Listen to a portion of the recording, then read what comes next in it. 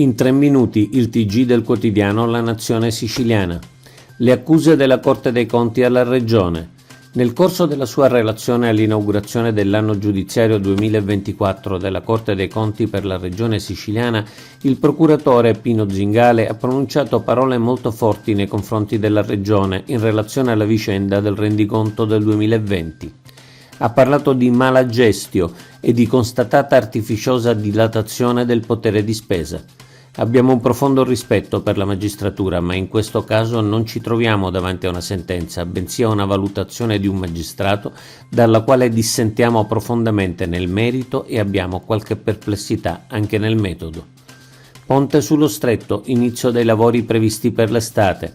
L'amministratore delegato della società Stretto di Messina, Pietro Sciucci, ha detto ieri che sul ponte dello Stretto si punta a iniziare i lavori in estate. In questi giorni, ha aggiunto, la progettazione viene trasmessa ai ministeri, alle regioni e agli enti locali competenti. A quel punto il progetto sarà trasparente e a disposizione di tutti. Raffaele Lombardo, province e unità della coalizione. In un'intervista di ieri a Live Sicilia, Raffaele Lombardo propone di istituire un tavolo politico di maggioranza e afferma la necessità di andare a votare per le province in autunno, anche se con elezioni di secondo grado. I due temi sono però collegati.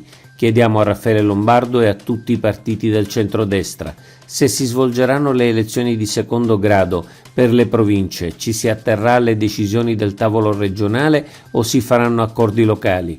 L'inciucio è davvero dietro l'angolo, non sono casi astratti, basta pensare al caso Lega a Trapani e al caso MPA a Siracusa.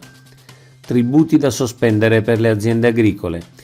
Sia messo in campo ogni intervento utile per sostenere le aziende agricole e zootecniche siciliane, compresa sospensione dei tributi e moratoria dei mutui. Lo propone il gruppo di Fratelli d'Italia all'Ars. La richiesta è al governo Schifani e quindi all'assessore all'agricoltura, tramite un ordine del giorno nel quale si auspica la definizione con urgenza di ogni atto amministrativo utile a consentire al governo regionale e al governo nazionale, ciascuno per la propria competenza, la previsione della moratoria dei mutui e la sospensione dei tributi per i dipendenti delle aziende agricole e zootecniche e dei tributi a carico dei soggetti titolari delle stesse. Asili nido, adeguamento delle strutture. Pubblicata la graduatoria degli enti no profit ammessi agli aiuti per l'adeguamento delle strutture degli asili nido. Sono 26 le strutture siciliane per la prima infanzia che riceveranno dalla Regione i finanziamenti per l'adeguamento delle strutture sedi di asilo nido. In totale saranno assegnati circa 4 milioni di euro. Coldiretti, l'isola degli specchi.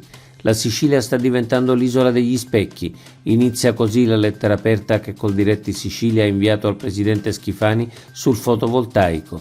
Vanno fermate le speculazioni che stanno trasformando l'isola nella più grande distesa di pannelli per la produzione di energia. Migliaia di ettari sono ormai improduttivi e questo va a discapito delle più importanti produzioni. L'azienda agricola deve produrre cibo, non energia. Oggi è tutto per l'informazione del quotidiano La Nazione Siciliana. Trovate gli articoli completi su www.lanazionesiciliana.eu.